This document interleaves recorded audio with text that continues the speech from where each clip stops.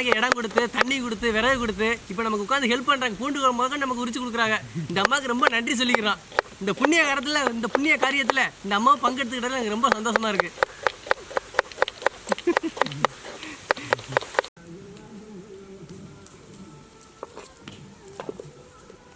தள்ளி கொடுப்பா.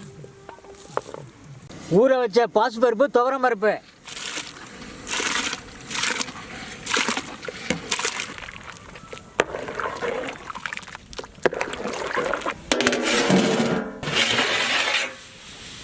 மஞ்சள் சாந்து,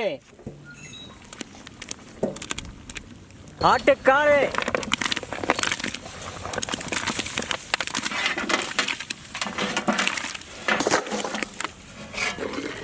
பருப்பு இருந்தால் தான் மஞ்சள் நடக்கும், நடக்காது. பருப்பு உடஞ்சா